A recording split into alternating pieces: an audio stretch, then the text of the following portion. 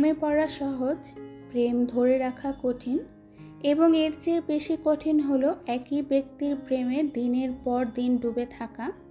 বুঝতেই পারছেন বৈবাহিক জীবনের কথা বলছি।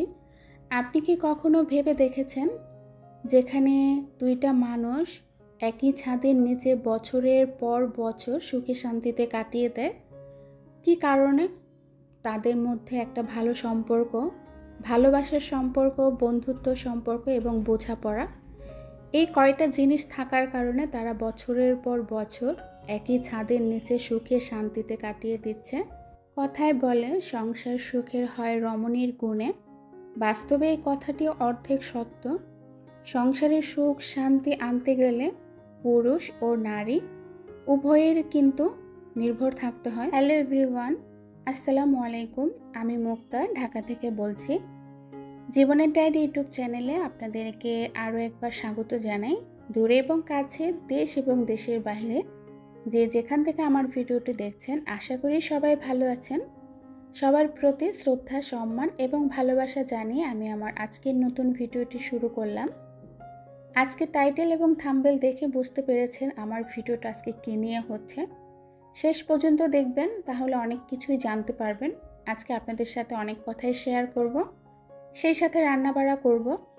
তো অলরেডি কিন্তু আমি রান্নাটা বসিয়ে দিয়েছি। আজকে চিংড়ি মাছ দিয়ে লতি রান্না করব, বাচ্চাদের জন্য একটু গরু গোশত রান্না করব, আর সেই সাথে শুটকি রান্না করব। সংসার জীবন অতটাও সহজ না যতটা সহজ আমরা বলি বা যতটা সহজ আমরা ভাবি। বছরের পর বছর একই ছাদের নিচে থাকা মানুষগুলোর সাথে পারস্পরিক যেই বোঝাপড়াটা, সবচেয়ে গুরুত্বপূর্ণ হচ্ছে এটা একে অপরের মন বুঝে চলা, একে অপরের ভালো মন্দ বুঝে চলা। একটা সম্পর্কের মধ্যে কিন্তু অনেক টানাপোড়েন আছে, তবে সেই টানাপোড়েনগুলো আমরা যদি ভালোবাসা দিয়ে বদলে দিতে পারি, তাহলে আমাদের সংসারটা সবসময় সুখে থাকবে। সেখানে কোনো মতের অমিল থাকবে না, কোনো অশান্তি থাকবে না। যেখানে রাতটা পোহালেই আপনি শুনতে পারবেন বিচ্ছেদের খবর, অহরহ আশেপাশে শুধু বিচ্ছেদ আর বিচ্ছেদ। সেখানে আপনি আমি দিনের পর দিন ভালো আছি, সুখে আছি, শান্তিতে আছি। কেন আছি জানেন? একে অপরের প্রতি একটা বোঝাপড়া, সেই সাথে অল্পতে সন্তুষ্ট হওয়া, তারপরে হচ্ছে স্যাক্রিফাইস করা। যেই মানুষটার জীবনে চাওয়া যত কম হবে, সেই মানুষটা জীবনে তত সুখী হবে। তো ভিউয়ার্স, আমি কিন্তু এখানে লতিটা রান্না করে ফেলেছি চিংড়ি মাছ দিয়ে, হয়ে গিয়েছে। আর একটু নাড়াচাড়া দিয়ে তারপরে নামিয়ে নিব। আমার কাছে এই চিকন লতিটা কিন্তু ভীষণ ভালো লাগে।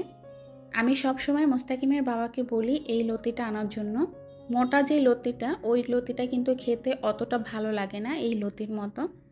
তো লতিটা আমি বেড়ে নেব, তারপরে হচ্ছে গরু গোস্তটা বসিয়ে দেব। শুটকি রান্না করব, দুই চুলায় দুইটা রান্না করে ফেলবো।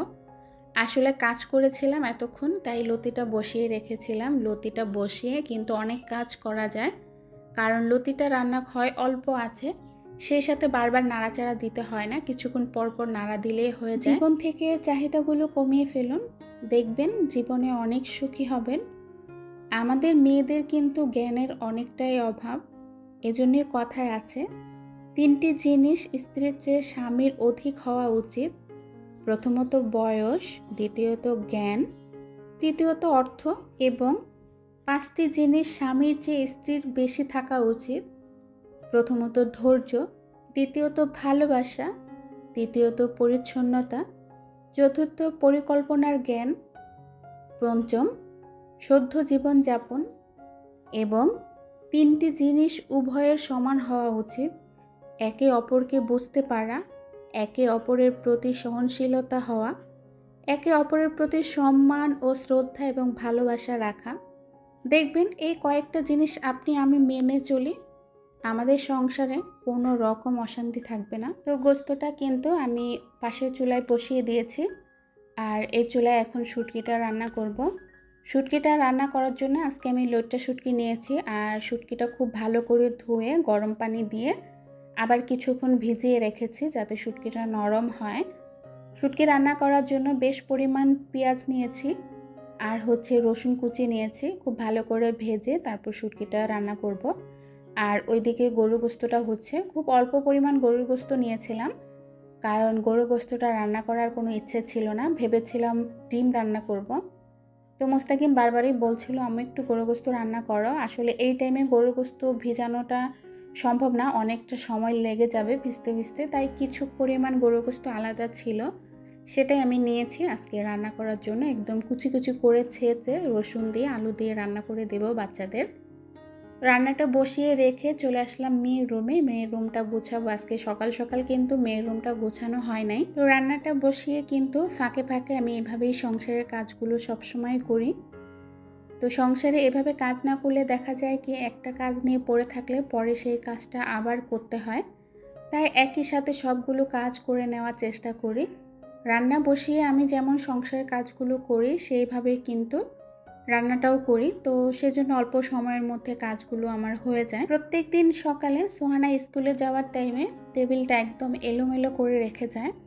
তো এই যে ছোট্ট টেবিলটা বই খাতা রেখে কিন্তু একটু ঝামেলায় হয়ে যায়। এই টেবিলটা আমি যখন সোহানা একদম ছোট ছিল, মাত্র আমি ওকে পড়ালেখা শেখাচ্ছি, তখন এই টেবিলটা আমি কিনেছিলাম। তো তারপরে কিন্তু এখন পর্যন্ত টেবিল কেনা হয় নাই। এখন আল্লাহর রহমতে আমার 2 জন ছেলে মেয়ে বড় হয়েছে, তারপরেও কিন্তু সেই ছোট্ট টেবিলটাই রয়ে গিয়েছে, বড় টেবিলটা কেনা হয় নাই। এখন আমি যদি বলি অন্যের সংসারে বড় টেবিল আছে, আমার সংসারে টেবিল নাই কেন, ছোট কেন, আমিও অন্যের সংসারের মতো বড় কিনবো, তাহলে এই কথাটা কিন্তু ভুল। এবং এই কথাটাই সংসারের একটা অশান্তি এবং মনের অশান্তি। তাই অন্যের সংসারে কি আছে সেটা না নিয়ে পড়ে থেকে নিজের সংসারে কি আছে সেটা নিয়ে সুখে থাকা। আসলে মানুষ শূন্য থেকেই কিন্তু শুরু করে এবং শূন্য থেকেই পূর্ণ স্থানে পৌঁছায়। আমার এই শূন্য সংসারটা আমি যেমন আস্তে আস্তে বড় করেছি, ঠিক তেমনি আমার শূন্য সংসারে যা কিছু এখনও পরিপূর্ণ হয় নাই, একদিন হবে ইনশাল্লাহ। তো সেইগুলো নিয়ে যদি হাজব্যান্ডের সাথে প্রতিদিন চিল্লাচিল্লি করি, হইচই করি, এটা নাই ওটা নেই এনে দাও, তাহলে তো সংসারে অশান্তি থাকবেই বলেন। তো এসব জিনিসের থেকে আমাদের বিরত থাকতে হবে। আমরা অল্পতেই সন্তুষ্ট থাকব। আল্লাহ পাক যখন যেভাবে রেখেছেন সেভাবেই থাকার ট্রাই করব এবং তাতে আমরা আলহামদুলিল্লাহ বলবো। তো যাই হোক, এখানে কিন্তু শুটকিটা রান্না হয়ে গিয়েছে। আজকে শুটকিতে কিন্তু কাঁঠাল বিচি দিয়েছিলাম, যদিও এই ভিডিওটা করা হয় নাই। সোহানার রুমটা গোছানোর টাইমে কিন্তু আমি কাঁঠাল বিচিটা দিয়েছিলাম, তাই আর ভিডিও করা হয় নাই। কাঁঠাল বিচিটা সোহানার অনেক বেশি পছন্দ। ও সবসময় বলে আম্মু কাঁঠাল বিচি দিয়ে নিরামিষ রান্না করো।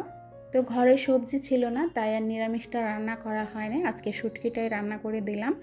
এদিকে গরু গোস্তটাও রান্না হয়ে গিয়েছে, অল্প একটু রান্না করেছি, মাত্র 2 ভাই বোনের জন্য, ওরা যাতে খেতে পারে, রাতে আবার অন্য কিছু করে দিব। ইসলাম আমাদের শিখিয়েছেন কিভাবে স্বামী স্ত্রীর মধ্যে ভালোবাসা, সম্মান, সহানুভূতি এবং ধৈর্যের মাধ্যমে একটি সুন্দর, সফল এবং জান্নাতময় সংসার গড়ে তোলা যায়। সংসার জীবন হলো ধৈর্য, ত্যাগ এবং নিঃস্বার্থ ভালোবাসার পরীক্ষা। যারা ধৈর্যের সাথে এগিয়ে চলে আল্লাহ তাদের জন্য উত্তম প্রতিদান প্রস্তুত রাখেন। স্বামী স্ত্রীর মধ্যে যখন আল্লাহর ভয় ও পরস্পরের প্রতি দয়া থাকে, তখন সেই সংসার হয় জান্নাতের একটি ছোট্ট ঝলক। একজন স্বামী যখন তার স্ত্রীর প্রতি দয়া দেখায় আর স্ত্রী যখন তার স্বামীর প্রতি আনুগত্য দেখায়, তখন আল্লাহ তাদের সংসারের জন্য অফুরন্ত বরকত দান করেন। সংসারের সবচেয়ে বড় শক্তি হলো ক্ষমা। পরস্পরের ভুল ত্রুটি ক্ষমা করতে শিখুন, কারণ ক্ষমা করে চলার মাধ্যমে আল্লাহর সন্তুষ্টি অর্জন করা যায়। তো রান্নাবাড়া শেষ করে দুপুরে নামাজ পড়ে খাওয়া দাওয়া শেষ করে বিকালে লম্বা একটা ঘুম দিয়েছিলাম, তারপরে চলে এসেছিলাম বারান্দায়। সকালে আজকে গাছে পানি দেওয়া হয় নাই, দেখলাম মাটিগুলো একদম শুকিয়ে এসেছে, তাই বিকাল টাইমে গাছে পানি দিয়ে দিলাম। আর গ্রাম থেকে আসার পর সবাই আমার গাছগুলোর অবস্থা দেখেছিলেন, আর এখন দেখুন মাশাআল্লাহ অনেক সতেজ হয়ে গিয়েছে। আজ এখান থেকে বিদায় নিচ্ছি। আল্লাহ হাফেজ, আসসালামু আলাইকুম।